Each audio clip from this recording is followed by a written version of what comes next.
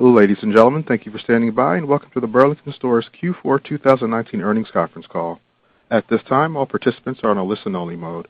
After the speaker's presentation, there will be a question-and-answer session. To ask a question during the session, you need to press star 1 on your telephone. If you require further assistance, please press star then 0. I would now like to introduce this conference call Mr. David Glick, Senior Vice President, Treasurer, and Investor Relations. You may begin. Thank you, Operator, and good morning, everyone. We appreciate everyone's participation in today's conference call to discuss Burlington's fiscal 2019 fourth quarter operating results. Our presenters today are Michael O'Sullivan, our Chief Executive Officer, and John Crimmins, Chief Financial Officer. Before I turn the call over to Michael, I would like to inform listeners that this call may not be transcribed, recorded, or broadcast without our express permission. A replay of the call will be available until March 12, 2020. We take no responsibility for inaccuracies that may appear in transcripts of this call by third parties. Our remarks in the Q&A that follows are copyrighted today by Burlington Stores. Remarks made on this call concerning future expectations, events, strategies, objectives, trends, or projected financial results are subject to certain risks and uncertainties. Actual results may differ materially from those that are projected in such forward-looking statements. Such risks and uncertainties include those that are described in the company's 10-K for fiscal 2018 and in other filings with the SEC, all of which are expressly incorporated herein by reference. Please note that the financial results and expectations we discuss today are on a continuing operations basis. Reconciliations of the non-GAAP measures we discuss today to GAAP measures are included in today's press release. Now here's Michael. Thank you, David. Good morning, everyone, and thank you for joining us on this morning's fourth quarter earnings call. We would like to structure our discussion this morning as follows. First, I will begin with some brief comments on our fourth quarter results. Second, I would like to take a step back and talk about our strategy and the initiatives that we will be pursuing to support this strategy. My comments will build on many of the points that were discussed in our third quarter call last November. Third, using the strategy discussion as context, I will talk about the outlook for the next few years and specifically our sales and earnings guidance for fiscal 2020. I will then hand the call over to John to provide more details on our fourth quarter financial results and on our guidance for fiscal 2020. We will then be happy to respond to any questions that you may have. Okay, let's start with the fourth quarter. As reported in today's press release, we were pleased with our solid comparable store sales gain of 3.9%, which together with strong performance from our new and non-comparable stores contributed to a total sales increase of 10.5%. Adjusted EBIT margin expanded by 40 basis points. This drove a 15% increase in adjusted earnings per share ahead of our guidance. In his comments later in the call, John will provide more detail on the main drivers of this margin expansion. In terms of specific businesses, our strongest growth came in toys and gifts. We were pleased with the performance of these seasonal businesses. We also made progress developing key underpenetrated categories such as home and beauty. Let me move on now to talk about our strategy. I have been with the company for almost 6 months. I continue to be very impressed by our executive team, the merchant organization, the strong partnerships that we have built with our vendors, the flexibility of our supply chain, and the quality of our stores organization. All of these fundamental capabilities and functions are in very good shape and provide a strong platform for continued growth. But as successful as we have been over the last 5 years, we are still a long way from what I will call our full potential as a business. Our sales productivity and our profit margins have improved over the years, but remain significantly behind relevant benchmarks. So, over the past few months, I have been working with the executive team to develop, define, and begin to implement our strategy to achieve this full potential. The core premise of this strategy is that the off-price shopper cares above all else about great merchandise value. Every day, they provide feedback on what they like, what they don't like, and how they define value. We can see this information and these insights in our daily sales reports. The off-price model has a major advantage over other retail formats. By buying near-in and opportunistically, we can respond to this feedback and adjust our plans and merchandise assortments based on what the customer is actually telling us. So, to drive toward our full potential, our strategy is to even more aggressively execute the off-price model. We are an off-price retailer. The off-price sector is winning, and we intend to become an even stronger off-price retailer. We have a great starting point and set of capabilities today in merchandising, supply chain, systems, and stores. But there are numerous ways in which we can become even better at executing the model.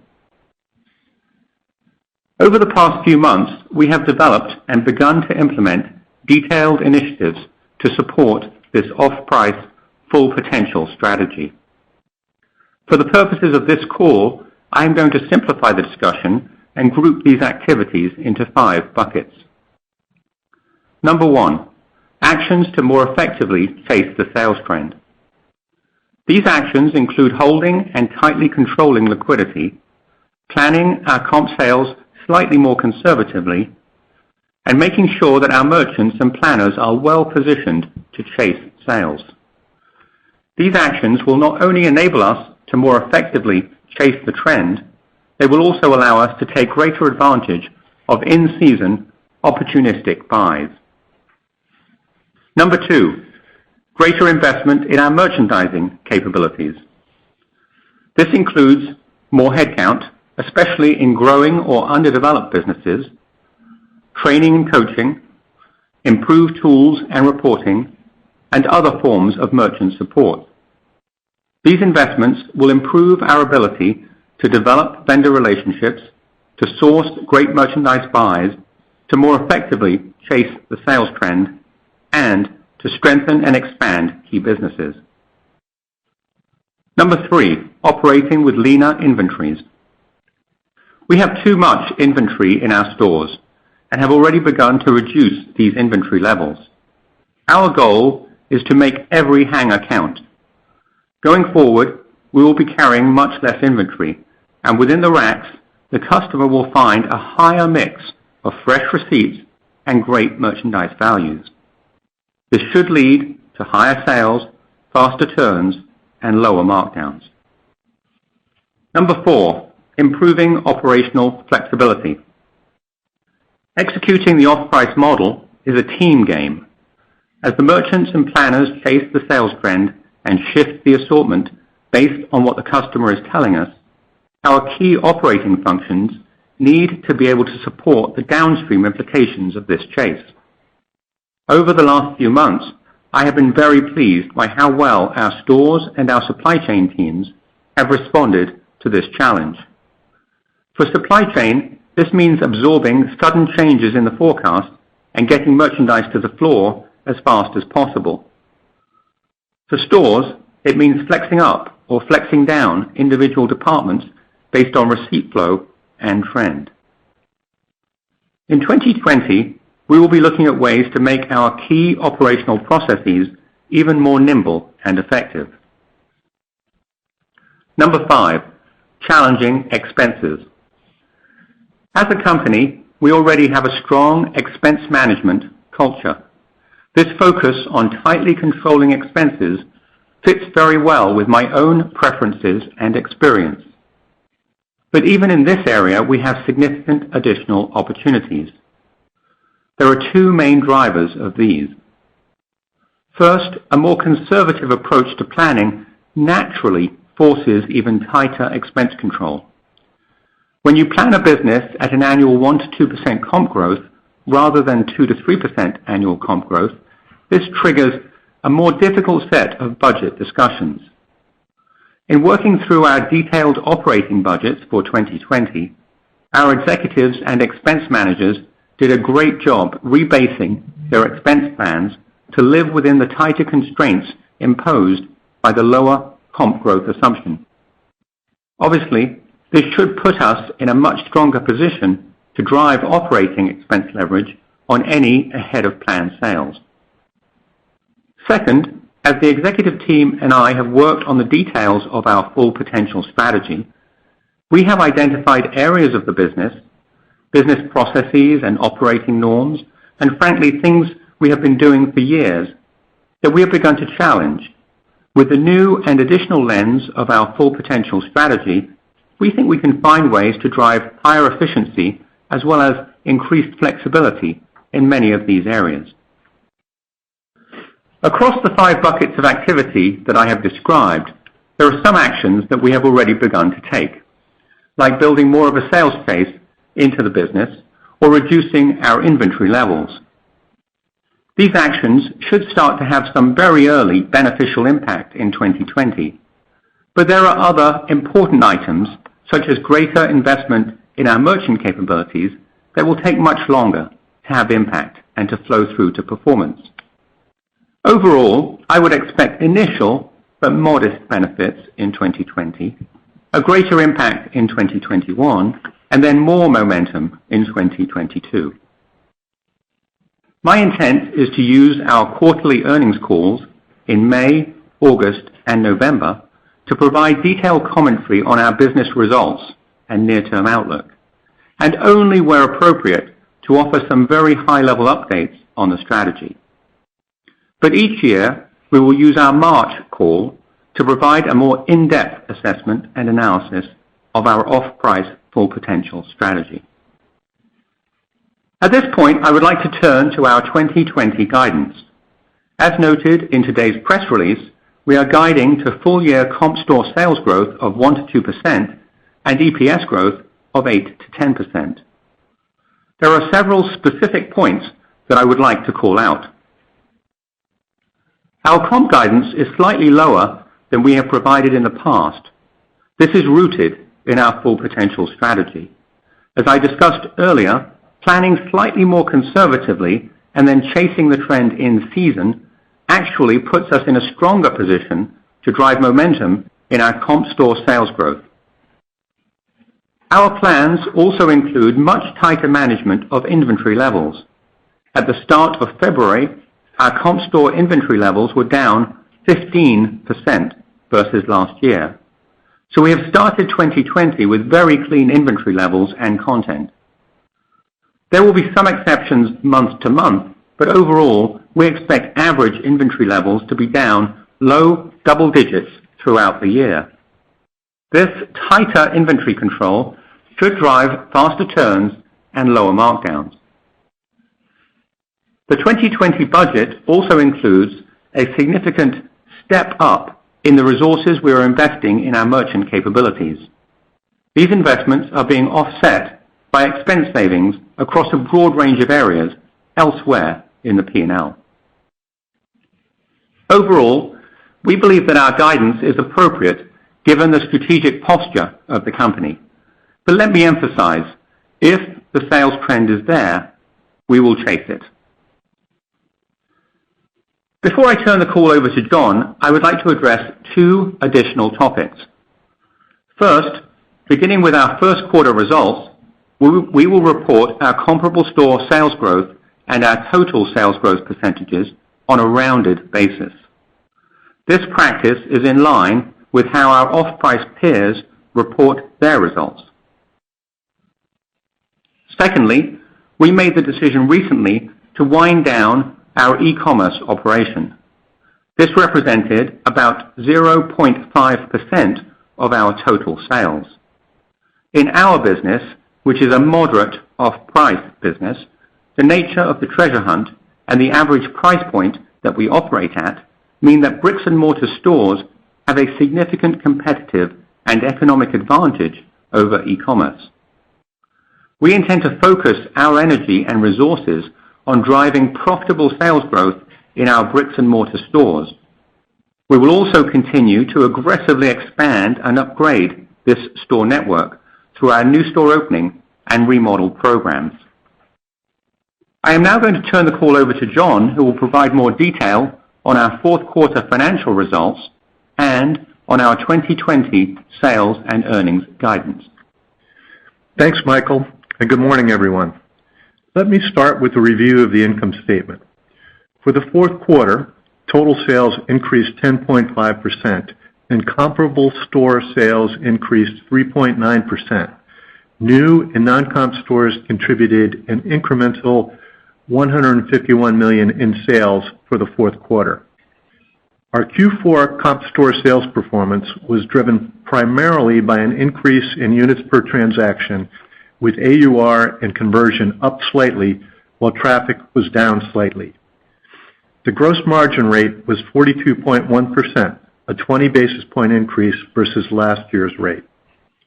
Merchandise margins increased 40 basis points, which was partially offset by an increase in freight costs. The merchandise margin increase was driven primarily by an increase in markup, as well as a slight benefit from lower shortage. Product sourcing costs, which include the cost of processing goods through our supply chain and buying costs, were flat as a percent of net sales versus last year's rate. Adjusted SG&A, excluding management transition costs, was 22.5%, 20 basis points lower than last year as a percentage of sales. This improvement was driven largely by strong sales growth, resulting in leverage on occupancy and marketing expense, as well as corporate costs. Adjusted EBIT, excluding management transition costs, increased 14%, or $35 million, to $297 million. This translated to a strong 40 basis point increase in rate for the quarter. Depreciation and amortization, excluding favorable lease costs, increased $4 million to $55 million. Net interest expense decreased by $2 million versus last year's fourth quarter to $11 million. The adjusted effective tax rate was 23.8% for the fourth quarter versus last year's fourth quarter adjusted effective tax rate of 22.2%. Combined, this resulted in adjusted net income, excluding management transition costs, of $218 million, a 13% increase versus last year. We continue to return value to our shareholders through our share repurchase program. During the quarter, we repurchased approximately 376,000 shares of stock for $83 million. We have $399 million remaining on our share repurchase authorization. All of this resulted in diluted earnings per share of $3.08 versus $2.70 last year. Adjusted diluted earnings per share were $3.25 versus $2.83 last year, which excludes a 4-cent of management transition costs, which was not reflected in our guidance. The $3.25 per share result represented an 8-cent beat versus the high end of our original guidance, with 7 cents of that beat a true operating beat and 1 cent of the upside attributable to the tax benefit related to share-based compensation. Turning to our balance sheet, at quarter end, we had $403 million in cash, no borrowings on our ABL, and had unused credit availability of approximately $502 million. We ended the period with a total debt of approximately $1.0 billion and a debt to adjusted EBITDA leverage ratio of 1.1 times. On February 26, 2020, we completed the repricing of our senior secured term loan facility, which lowered our applicable interest rate margin by 25 basis points from LIBOR plus 200 to LIBOR plus 175, which is expected to result in approximately $2.4 million in annualized interest savings. Merchandise inventories were $777 million versus $954 million last year. This decrease was due primarily to a 15% decrease in comp store inventory levels, as well as a decrease in pack and hold inventory, which was 26% of total inventory at the end of fiscal 2019, compared to 30% at the end of fiscal 2018. Comp store inventory turnover improved 13% for the fourth quarter. Moreover, we were pleased with our inventory content and freshness.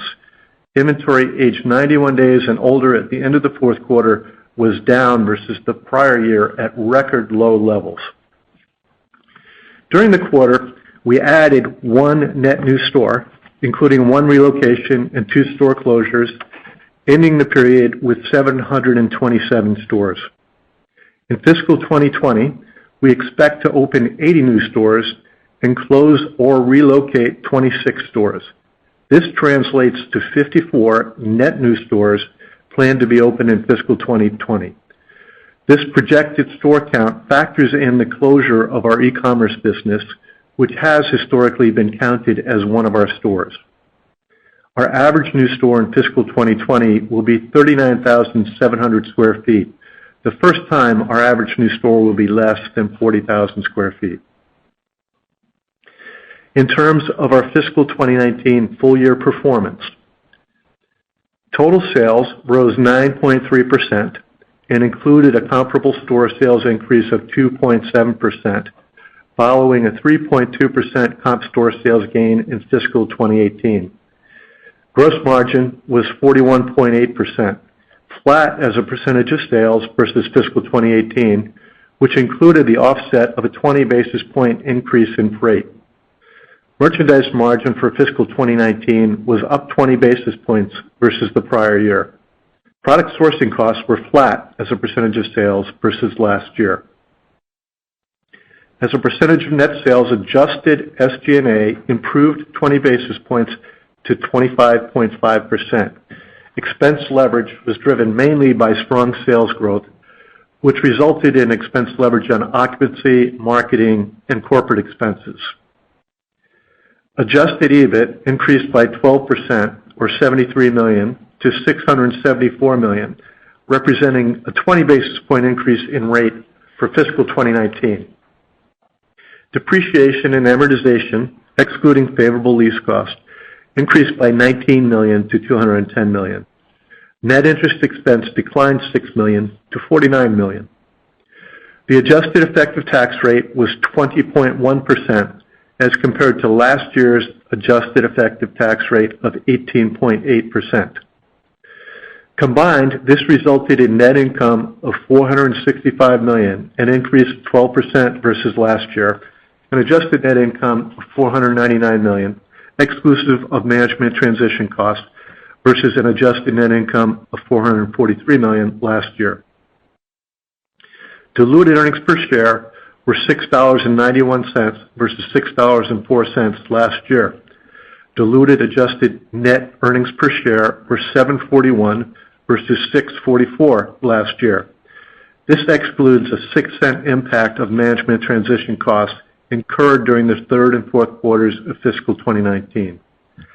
Our fully diluted shares outstanding were 67.3 million shares versus 68.7 million last year. Cash flow provided by operations increased $252 million to $892 million for fiscal 2019, driven by higher net income and changes in working capital. Net capital expenditures were $269 million for fiscal 2019. Now I will turn to our outlook. As a reminder, as Michael discussed in his prepared remarks, going forward, we will be rounding comp store and total sales percentage changes for fiscal 2020. For the 2020 fiscal year, we expect total sales growth in the range of 8% to 9% as compared to fiscal 2019, on top of last year's total sales increase of approximately 9%. This includes an approximately 0.5% decrease related to the closure of our e-commerce business, as Michael discussed earlier in the call. Comp store sales to increase in the range of 1% to 2% for fiscal 2020, on top of last year's approximately 3% increase. Depreciation and amortization, exclusive of favorable lease amortization, to be approximately $235 million. adjusted EBIT margin rate to be approximately flat versus last year, net interest expense to approximate $45 million, an effective tax rate of approximately 21%, capital expenditures net of landlord allowances expected to be approximately $400 million. This results in adjusted earnings per share guidance in the range of $7.97 to $8.12, an expected increase of 8 to 10%. This outlook excludes an expected 16-cent negative impact from management transition cost. For the first quarter of 2020, we expect total sales growth in the range of 8 to 9% on top of last year's total sales increase of approximately 7%. Comp store sales assumed to increase between 1 and 2% on top of last year's approximately 0% comp store sales result. Effective tax rate of approximately 15%, and adjusted earnings per share in the range of $1.29 to $1.34. This compares to $1.26 per share last year. This outlook excludes an expected 4-cent negative impact from management transition costs. With that, I will turn it over to Michael for closing remarks. Thank you, John. In summary, we are pleased with our solid results for Q4 and fiscal 2019. These results demonstrate that we are in a strong position as a business and that we have a great platform for growth. But despite these results, we believe that we still have a long way to go to achieve our full potential as a business. We have an amazing team here at Burlington, and it has been remarkable to watch this team over the last few months develop and start to mobilize behind our full potential strategy. I am very excited about what we are going to achieve together over the next several years. Before I turn the call over to the operator for your questions, I would like to make a few comments about the coronavirus. The situation is evolving very rapidly, and there are a lot of unknowns. Our guidance for the first quarter does not and cannot incorporate the full set of risks that we, along with other retailers, may be exposed to in the coming weeks. That said, we are taking steps to prepare as best we can for a range of possible outcomes. Our number one priority in these preparations is to ensure the safety of our associates and our customers. Secondarily, we will manage our business so it can flexibly respond to whatever situation we are faced with. With that, I would like to turn the call back to the operator to open it up to questions. Operator. Ladies and gentlemen, if you have a question or a comment at this time, please press the star, then the 1 key on your touch-tone telephone. If your question has been answered or you wish to move yourself from the queue, please press the pound key. In the interest of time, we ask that you limit yourself to 1 question and 1 follow-up, and feel free to get back in the queue for additional questions. Our first question comes from Matthew Boss with J.P. Morgan. Great. Congrats on a nice quarter, and thanks for all the detail. So, Michael, you described in detail how the approach you're taking will set the company up to better chase the sales trend going forward. Maybe could you elaborate on what happens if the external environment were to weaken and sales trends were to slow? Well, good morning, Matt, and thank you for your question. Yeah, you're right. In my remarks, I described how the actions we're taking, controlling liquidity, running with leaner inventories, planning comp growth slightly more conservatively, and carefully managing expenses, I described how these actions could put us in a better position to flex up and chase the sales trend if the trend is there.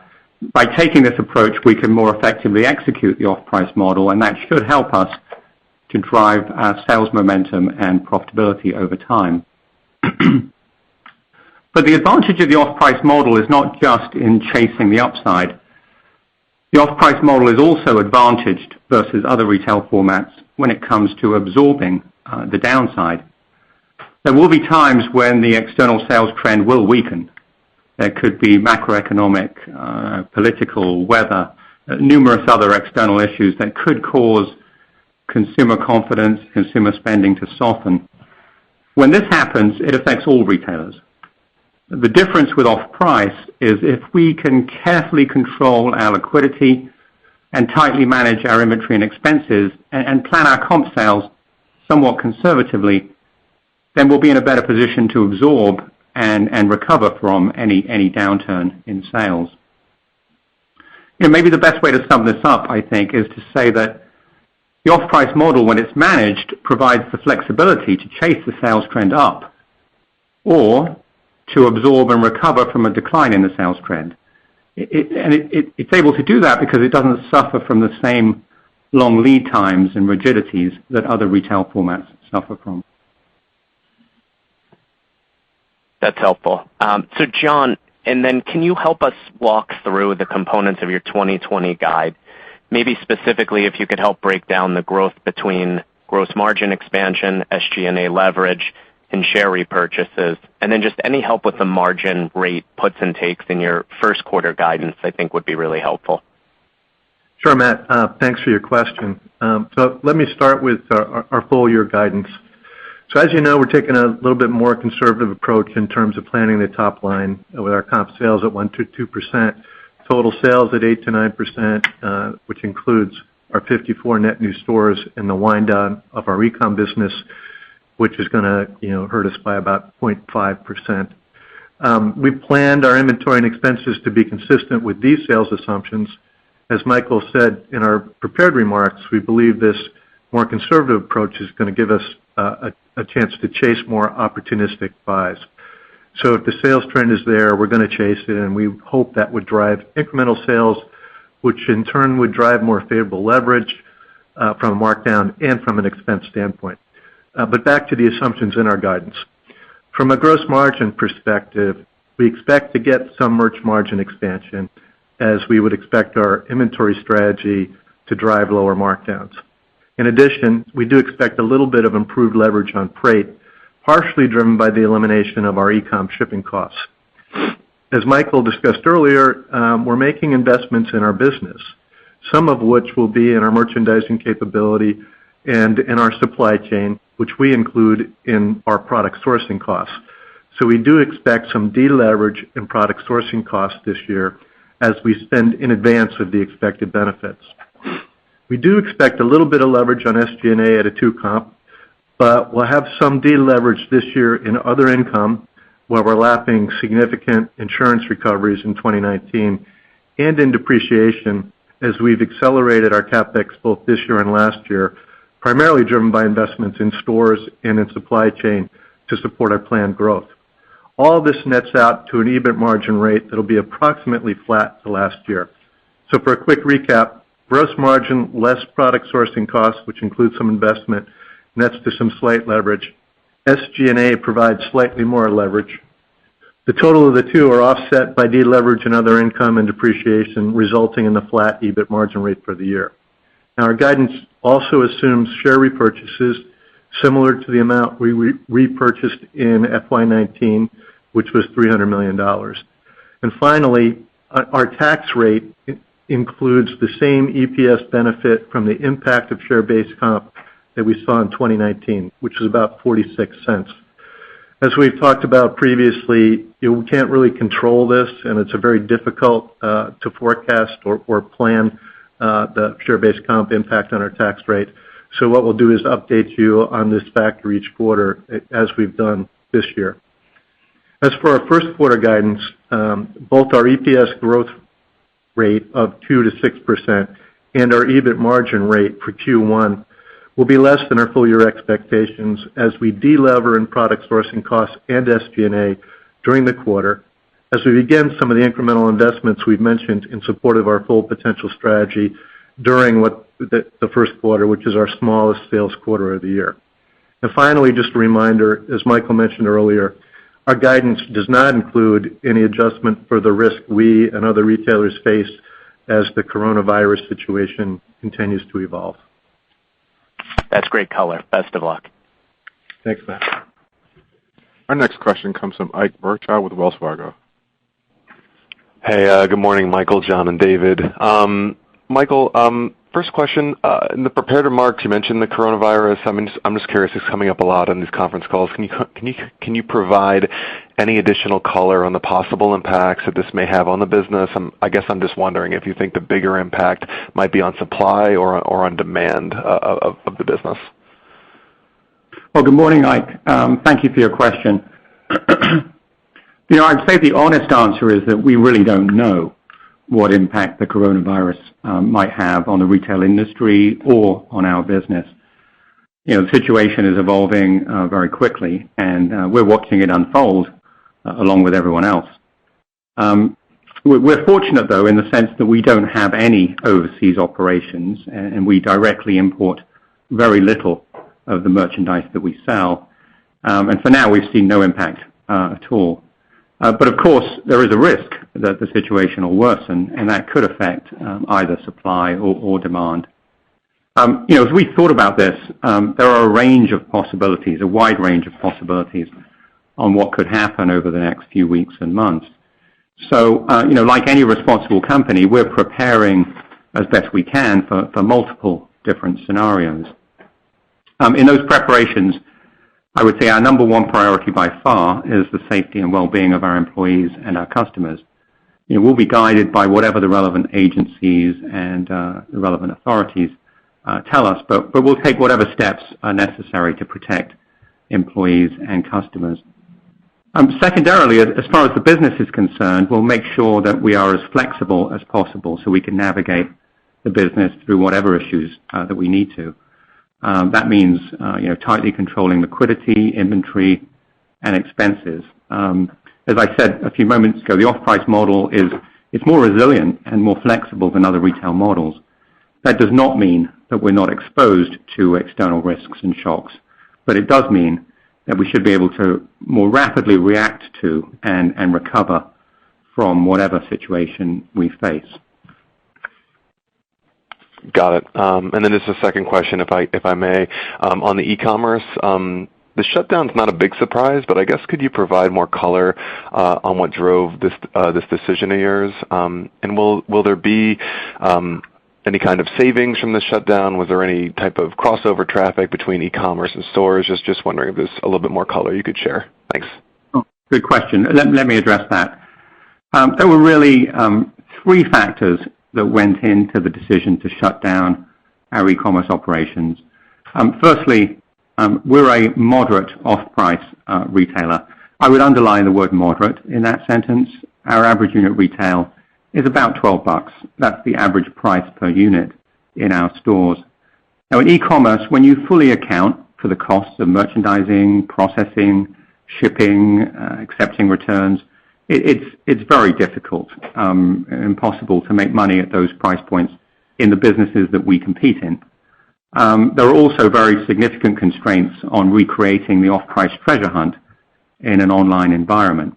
So that's sort of reason number one. Secondly, this isn't just a conceptual argument. The data shows that over the last several years, as e-commerce in general has grown, bricks and mortar moderate off-price retail has continued to power ahead and to gain share. You can see that just in our own results. Our top-line growth in the last 3 years has averaged about 8% per year, driven by our bricks and mortar stores. We're clearly taking market share.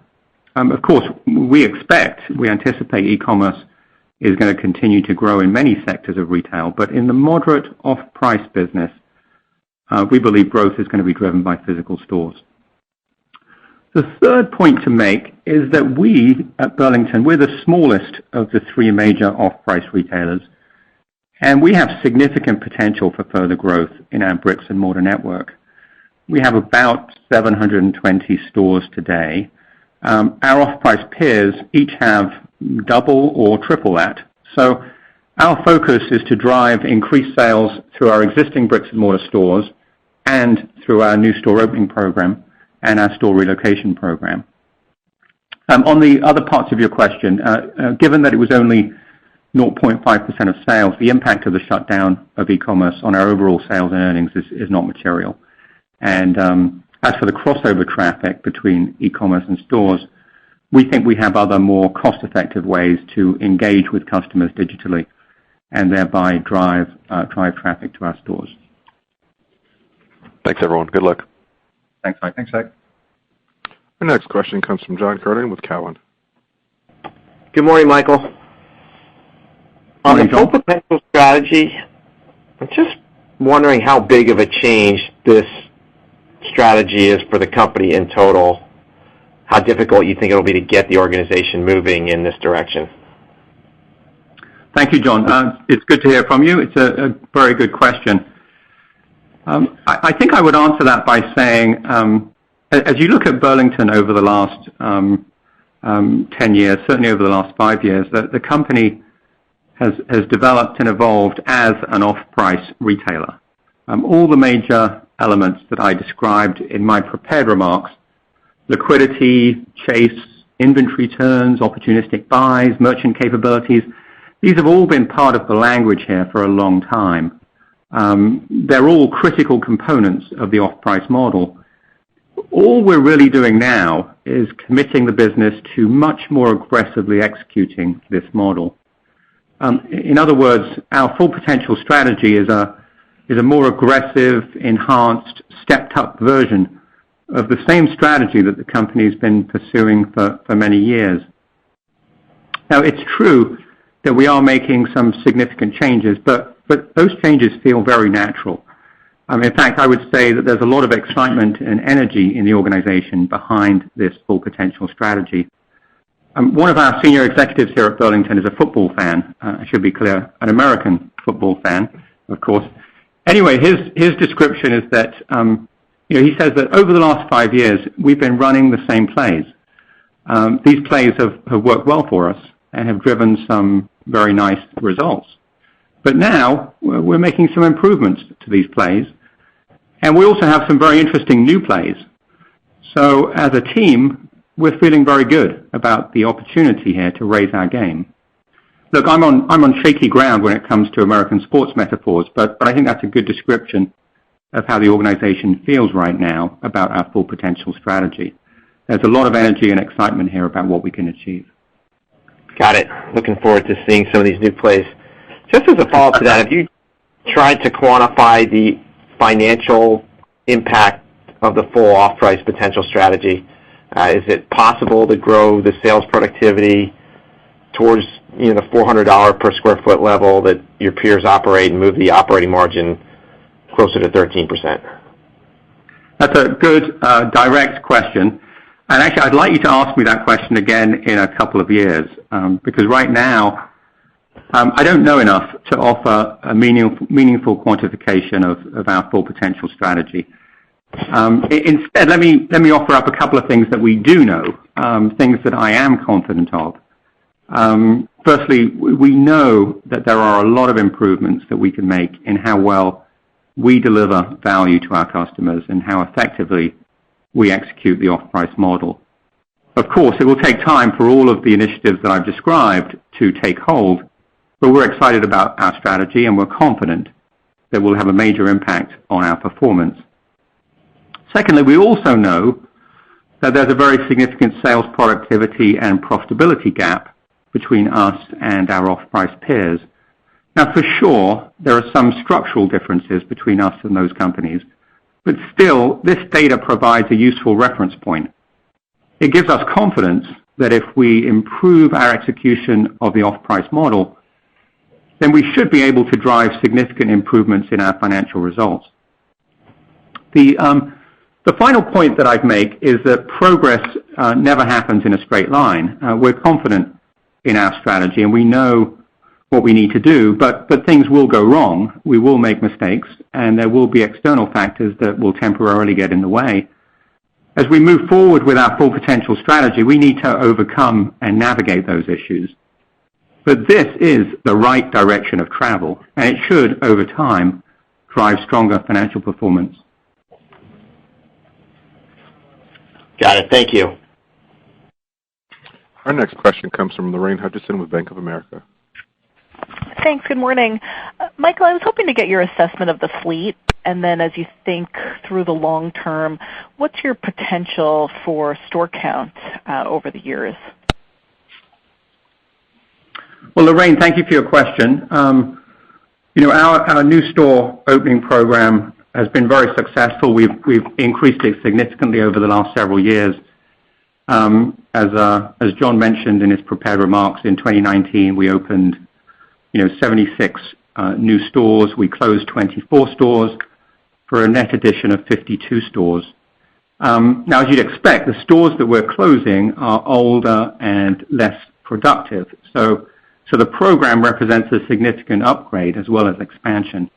And as John also mentioned, I won't go back over the numbers, but as John also mentioned, in 2020 we'll be following a very similar pace of activity. So we're excited about the potential to add new stores. We think there's plenty of runway there. We're also going to be experimenting with our prototype, looking at opportunities to make that more flexible. As John mentioned, we've been on a run now for the last several years of making the prototype a bit smaller. We'll continue to push the envelope there. So overall, we think there's plenty of additional opportunity to expand the store base. Thank you. Our next question comes from Kimberly Greenberger with Morgan Stanley. Great. Thank you so much. Good morning. And Michael, thank you for sharing your full potential strategy. This has been a very helpful call. I wanted to just ask about the strategy. And I appreciate the glide path that you offered with some modest benefits here this year, more progress next year, and far greater impact by 2022. I'm wondering if you can help us understand which of the 5 or maybe 2 or 3 of the 5 you would start to see modest benefit from.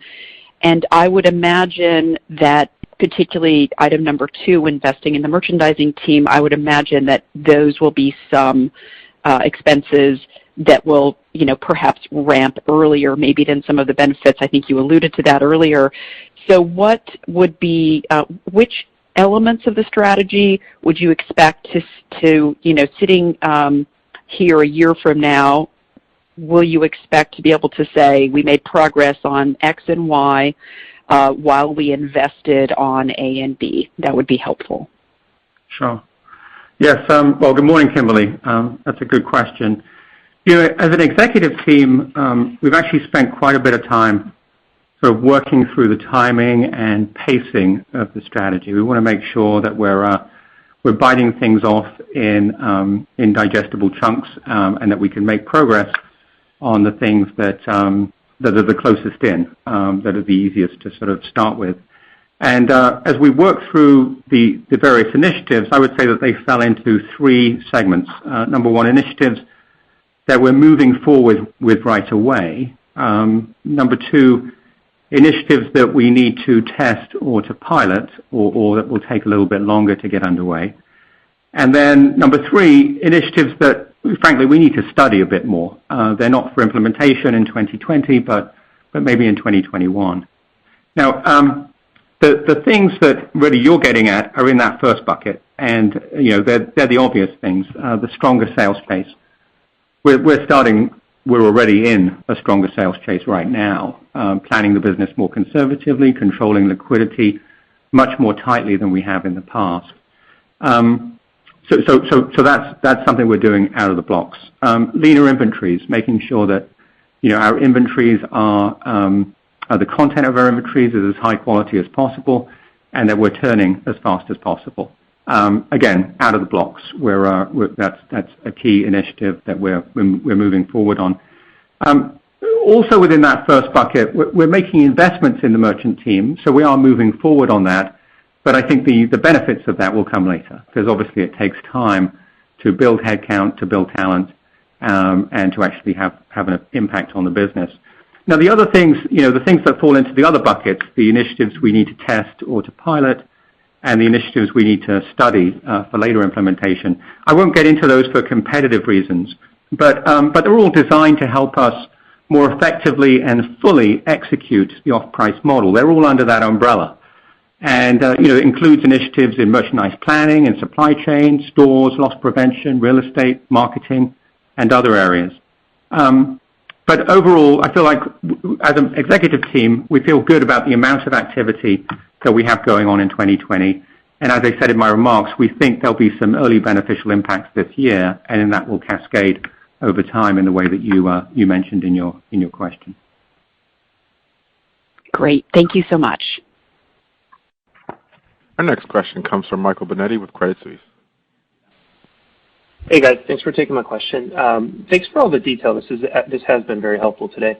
I want to ask another way. The 15% comp inventory reduction is one of the big standouts. Michael, I think John mentioned that there are some investments that start to flow in the first quarter, but you also mentioned that the inventory initiatives are an area where I thought you said you'd see results a little more quickly versus some of the other initiatives you mentioned that'll pay off more over time. How does that factor into the first quarter guidance, and can you help us understand how much some of those investments you did mention impact the guidance for the first quarter, so we can maybe think a little bit more about the underlying trends in the business as you start the new strategy here? Sure. Well, let me sort of answer your question more broadly. The faster inventory turns in our business should drive lower markdowns and actually should drive lower operating expense. So we've included some portion of that in Q1, and then more as we get through the year.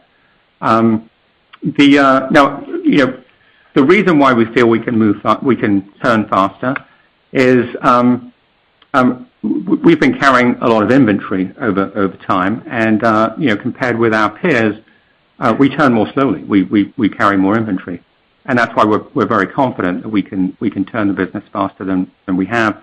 We also believe that as we reduce inventories, by doing that, we'll actually increase the mix of fresh receipts in the rack, and that will help to drive sales, especially as we chase the business if the trend is there. So, John, I don't know if you'd add anything else to that in terms of guidance. I think the only thing I'd say is if you look at our full year guide, what we tried to do this year was ensure that the incremental investments that we were making in the business over the course of the year would be mostly offset by expense savings that we've also built into the plan. Michael talked in his opening remarks about our planning process being a little more rigorous this year, and we had some difficult discussions, and all of our expense managers managed to hit our expense targets for the year, which has allowed us to make some of these incremental investments over the course of the year. We have a little bit of a bigger impact in the first quarter, partly because it's our smallest sales quarter, and just the timing of how the expenses kick in. Gotcha. And if I could follow that, you mentioned that I think traffic was slightly down in the quarter. I know there's a lot of new initiatives coming up. Obviously, we see the comp inventory. You started to pull back, and there's a lot going on in stores. But with the traffic down in fourth quarter, generally traffic across off-price has been positive for several years. Michael, how do you frame the traffic you saw in the quarter versus that industry trend, and how you think about the comps in the business going forward? And again, we understand there was a lot going on in stores in fourth quarter. Yeah, no, I think it's a fair question. It's actually since I've been at Burlington, one of the things that I've realized is our business, for lots of legacy reasons, our business, the traffic in our business tends to be more affected by the weather than I would say our peers. And we never use that as an excuse. Actually, we were very happy with our comp performance for Q4. And what it tells you is, because it was a very warm winter, traffic into our stores was lighter, but the traffic that came into our stores liked what they saw and bought more of it, and that's what really drove our comp. That's how I interpret those numbers. Thank you very much for all the help. Our next question comes from John Morris with Davidson. Thank you, Mike. Congratulations on the great quarter, and thanks for that clarity, Michael and John.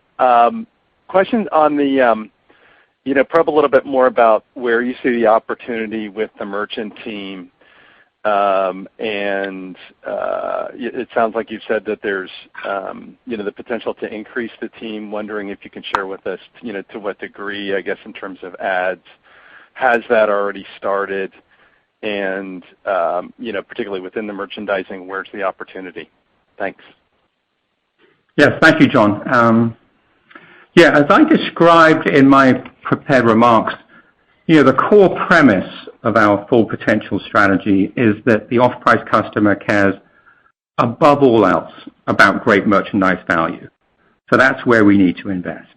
The key enabler of delivering great merchandise value to our customers is the strength of our merchandising capabilities.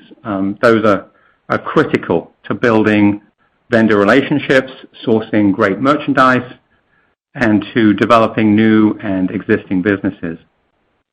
Now, we're lucky. We have a terrific merchant and planning team today. But over the next few years, we're going to be investing heavily to further strengthen that group. And the plan includes several important elements. Number one, significant investment in growing our own. This means more training, coaching, and professional development for our merchants and planners so they can become even more effective. They can develop their skills and capabilities, and they can build their careers at Burlington. Secondly, a major increase in merchant and planning headcount at all levels of experience and seniority, so we can add more coverage and depth across categories and vendors. That's going to include growth in all of our major buying offices, New Jersey, New York, and Los Angeles. Thirdly, investments and improvements in our merchandising systems, IT tools, and reports. The merchandising and IT teams have done a very good job over the last several years upgrading and updating our systems. We believe we can further enhance those systems to enable our full potential strategy and actually to drive competitive advantage.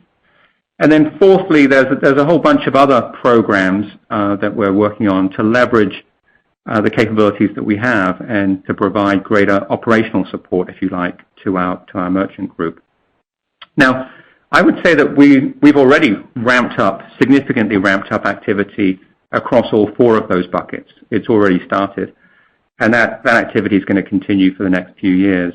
In my earlier comments, all I really meant was it will take time for those investments to significantly pay back as we sort of expand existing businesses and develop new businesses.